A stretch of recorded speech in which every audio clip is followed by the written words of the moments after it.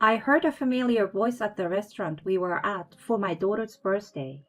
That voice and the way of speaking were undoubtedly my husband, who was supposed to be on a business trip. Sorry, I thought I had made a reservation at that fancy restaurant. I messed up big time. Don't worry about it. I'm happy anywhere as long as I'm with you. Thanks. You are so sweet. God, I love you. Their conversation sounded like something out of a lovey-dovey couple. There was no doubt. It was his affair in progress. Unaware of my presence, he continued professing his love. My previous wife passed away, you know. I was able to recover because of you. Holding the hand of his girlfriend, he earnestly spoke to her. Marry me. Let's be happy together. At that moment, my anger reached its peak. Previous wife? She passed away? What the heck is he talking about? Your wife is right here. Overtime and working on weekends were all lies. Proposing to his girlfriend on our daughter's birthday is just unforgivable. My husband, who had been betraying us, would face reckoning the next day. My name is Nala. I'm a working wife in my 6th year of marriage. After graduating from college, I focused on my career at my major bank. And before I knew it, I was in my late 20s without a boyfriend. Freaking out, I joined a local singles party with my friends. And that's where I met the man who would become my husband. Kyle was easygoing and had a positive impression. I was over the moon when he asked me out. After a year of going out, he popped the question. Babe, I will make you the happiest wife, so marry me. Oh my God, yes! I love you so much! And so, we got engaged. After that, we went to announce the news to my parents, who were as happy as us. Then, it was his family's turn. But his mother had already passed away, so there was only his father. As we headed to Dave's place, Kyle mentioned something about him for the first time. I have to admit, I'm not very comfortable around him. Oh, why? He's pretty stern, and he used to give me a hard time when I was younger. I see. I had no idea. He sounded nervous, so I tensed up a little as we approached the house. Contrary to my imagination, Dave gave me a warm welcome. While he seemed tough, he treated me with courtesy. Nala, he can be a handful sometimes, but please take care of him. Don't worry, Dave. I'm used to it by now. Haha. Kyle, you are starting a family now. Take responsibility and be a good husband to her. I know that. And so, our first introduction to the in-laws ended. Afterward, we got married, moved into our new apartment, and began our newlywed life. Right after we started living together, I realized that he couldn't do any housework.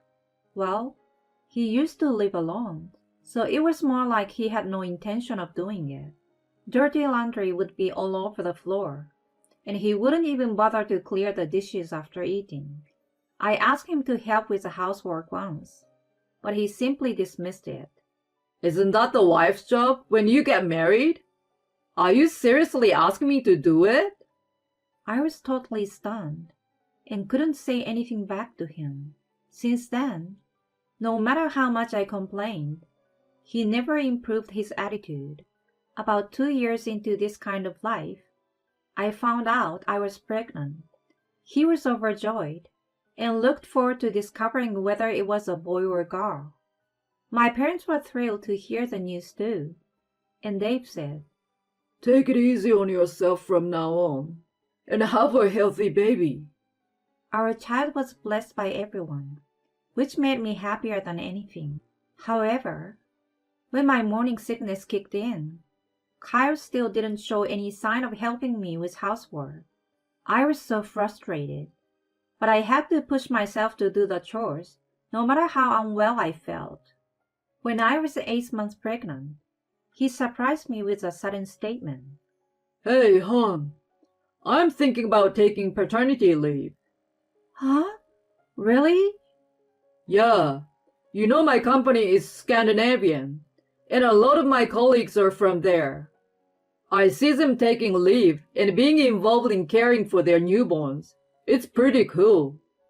As you may know, Scandinavia is one of the most advanced regions when it comes to the family support system. Learning that he was aiming to become an involved dad made me happy. Thanks, love. It means a lot to me. I was feeling overwhelmed. It would be great if you could help with babysitting and housework. Leave them to me. I believed that he would change his way once our baby arrived. I was still hopeful back then. Later, I gave birth to a healthy girl named Emma. Kyle took 3 months of paternity leave, which was scheduled to start at the same time as the baby was born. However, he still didn't do anything contrary to my expectations. He would hold Emma and coo on her, but as soon as her diaper was wet or she started crying from hunger, he would hand her over to me. Her diaper must be wet and uncomfortable. Change it for her. No way. I don't want to do something so nasty. Fine. At least vacuum then. Seriously? I don't know how to do it. So better you do it. He didn't make any effort to learn how to take care of our baby, let alone help with housework. I was exhausted after giving birth and sleep deprived from the crying baby throughout the night. While I was busy doing everything, he was just lounging at home, playing with his phone. Sometimes he would go out somewhere, eat out alone, or shop, and then return. I was getting upset, wondering what he was on paternity leave for in the first place.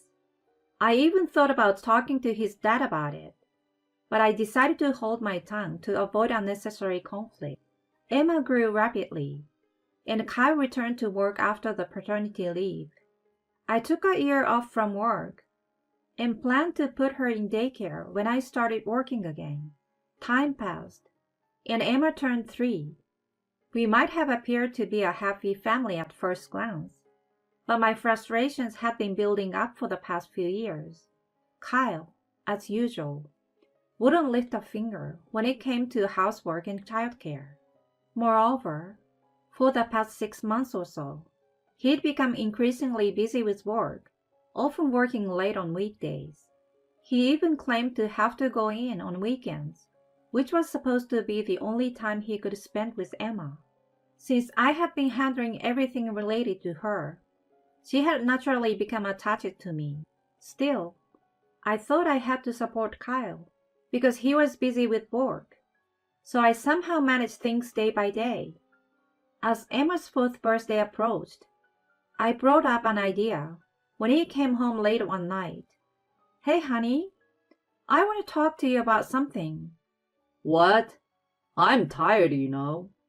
He replied with a hint of annoyance, but I continued with a serious expression. Emma's birthday is next Wednesday. I really want us to celebrate as a family, so can you try to come home early? No way. I'm swamped with work right now. Anyway, I've got a business trip that day. Oh, come on. You've been spending no time with her for a while now. She misses you. Yeah, right. She's always glued to you, calling for her mommy. That's because you... Before I could raise my voice, he interrupted, looking annoyed. Let's drop it. I don't want to argue about this anymore. He headed off to take a shower. Left behind, I was utterly shocked. Then, Emma's birthday arrived. Kyle had gone on a business trip early in the morning. When I asked Emma what she wanted to eat for her birthday, she energetically replied, "Kids meal!" She loved it at the nearby chain restaurant. I agreed to her request, and after picking her up from daycare, we headed there. However, it was closed for renovation. Well, we have no choice. Let's go to a different location. And so, we ended up going to another one a bit farther away. The place was crowded, and we had to wait for about 20 minutes before being seated. I'm really hungry. You can eat as much as you want. We'll get some cake too. While having a conversation, I looked up, and my heart leaped out of my chest. The man sitting diagonally across with his back to us looked just like Kyle.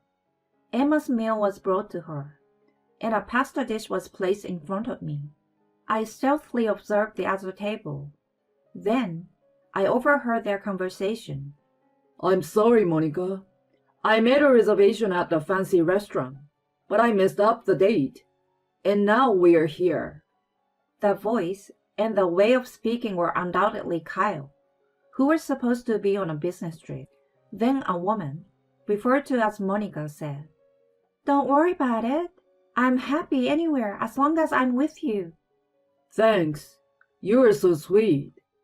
I was sure it was the scene of his affair. I operated my phone nervously and pressed the record button. His voice was being recorded on the phone. I had planned to have this conversation in a proper restaurant, but... What is it? As you know, my previous wife passed away. I was able to recover because of you. Oh, baby. Holding her hands, he said with a serious tone. So Monica Reed, marry me. Let's be happy together. Her eyes welled up as she responded. Kyle, let's be happy together for your previous wife's sake too. At that moment, my anger reached its peak. Previous wife? She passed away? What the heck is he talking about? Your wife is right here. Overtime and working on weekends were all lies. Proposing to his girlfriend on our daughter's birthday is just unforgivable. Mommy, what's wrong? You look scary. Emma's voice made me snap out of it. Oh, it's nothing. Here, have some cake. I looked up again, but they had already left the restaurant. After celebrating her birthday with a forced smile, we returned home, and I took action immediately. The next day, after finishing work, I waited for Kyle to return home. The door swung open, and he casually said, I'm home. I stood in the hallway and immediately started acting on my plan. Welcome back. I went to the trouble coming back from my grave for you. Huh? He looked perplexed. Grave? What are you talking about? Well, you said I passed away, right? What? He still didn't seem to get it, so I played back the recording from the previous day.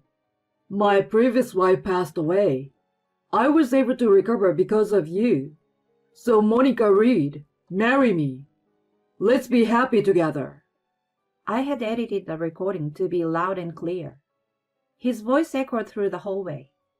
At that moment, his face turned pale. What the heck is this? Were you in the restaurant yesterday? Obviously, that's where I heard you saying this. God damn it. This is an invasion of privacy. Proposing boldly in a public place, and now you're talking about privacy? But wait, what's the deal? I'm supposed to have passed away without knowing it. That's... I sighed as he stammered. You know, divorce is inevitable after this. I'm going to claim alimony from you, so be prepared. Divorce? Alimony? Hold on. Do you have a problem with that? I grimaced, and he blurted out with a red face. It was just a joke. A joke? Right. There's nothing going on between me and her. You can't just come after me for alimony without evidence. Then, a couple of figures appeared from the living room. What? Monica? What are you doing here? And Dad too? Monica was glaring at him with an intense expression. and Dave was standing with his arms crossed, showing his anger. After I got home from the restaurant, I searched for Monica Reed on social media and contacted her, revealing everything. Judging from their conversation, I had thought she didn't know the truth. I was right. She was terribly shaken and apologized to me. I accepted her apology and asked her to help me. I also explained the situation to Dave, who rushed over. I left Emma with one of my mommy friends and ambushed Kyle with them. Jeez, Monica, He mutters as if in a daze. Then she started screaming at him. You said you were lonely because your wife passed away, right? She's still alive. And there's even a child. What's up with that?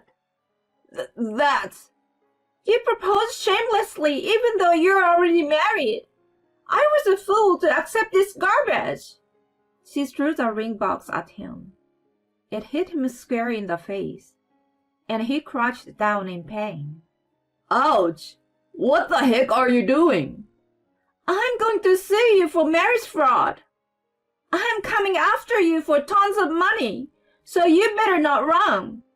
She huffed and puffed. Kyle was still crouching and stared her up in bewilderment. The next to speak was Dave.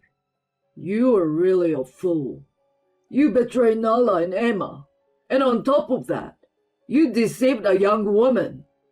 You're an absolute idiot who was straight from the past. It's empathetic as it gets. He then approached Kyle and delivered a powerful slap. There was a sharp sound, and Kyle groaned. He writhed in pain, clutching his face but not uttering a word. I watched him with a cold gaze. Come on, get up. First, apologize to Nala. Dave's face was contorted in anger, and he pulled him up. Tears welled up in Kyle's eyes as he began to apologize. I'm so sorry, Nala. Please forgive me. Please say you forgive me. Otherwise, my old man's going to... I don't even want to think about it. He trembled and hung his head down, and I gave him a tongue lashing. Who would forgive you?